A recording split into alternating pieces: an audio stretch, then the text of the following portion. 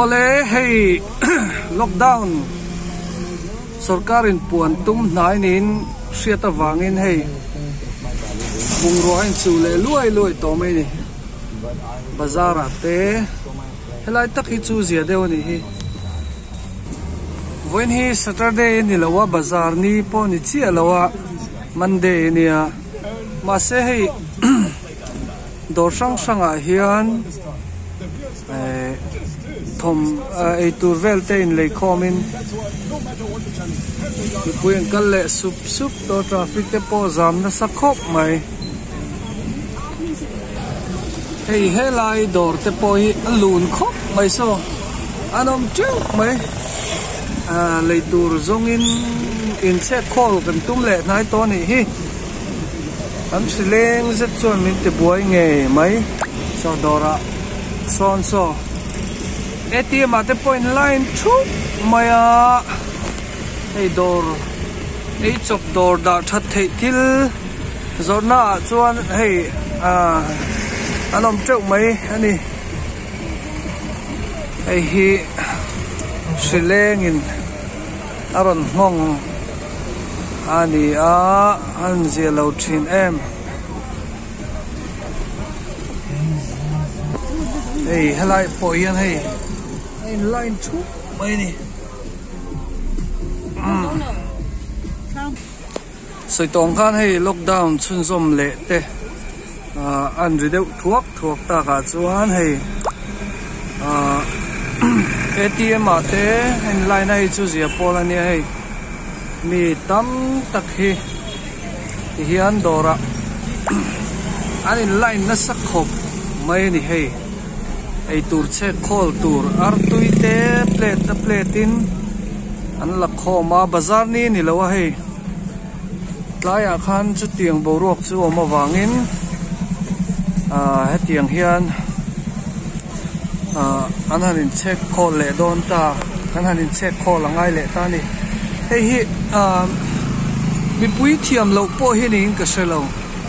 silen thiam lo ve hi ni hei check call na sa lom khop mai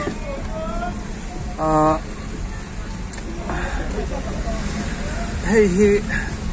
ami puilam po hi kan dem om chuang mi alawa chan chu in ma khuate ngai ve a hey in check call te ngai ve ni kar khat la tur tal han lei call te kha chu mi sing lam ngai to na tang chuanin ngai ve le ni ti kha kan siat thiam tlan poi mo vio me in che khol lo mot kha ani thei bik lo a amaro chu chenom ko veng ril tram le kha tiang mo te kan lo amani chuanin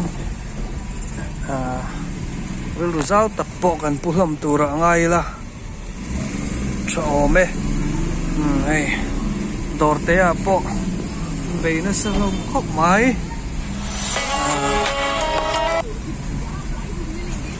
apoi mo ma hen check call hey tur hanin check call te hi ngai ve bok ani ti kha kan soi ve sim dua hei kan sileng hianin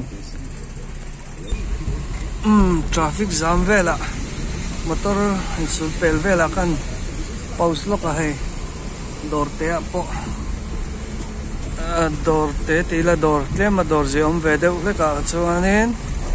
an lo thlang mol zel ani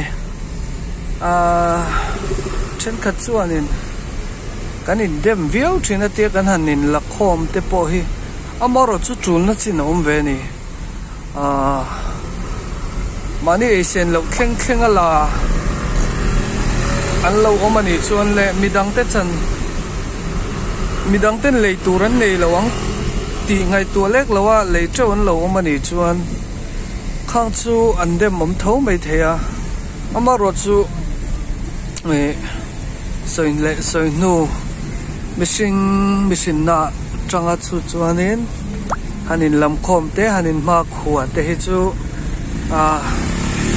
kan ti dan tu reng ani don lo mi ti kha nai zol ko pui ni hi lockdown in district capital ang chi ho kha lockdown turnia thu thang om awangin ngai dor chitin maya hianin trend te page in check com nu maya lai te poi hei thei ang in la khom don ani ku lai dor khu khu a case ten hei thilan chop chuak rum mai om lo chuang lo ke ma mi ta thlina tang chon amaro chu mi dang te ngai to lek lo thil ti kha chu fu chi lo mai theya mi dang te ngai to ran chung kha chuanin in che khol te in ma kho sui te kha chu atul velom mo machine na kan ti ve du ani chu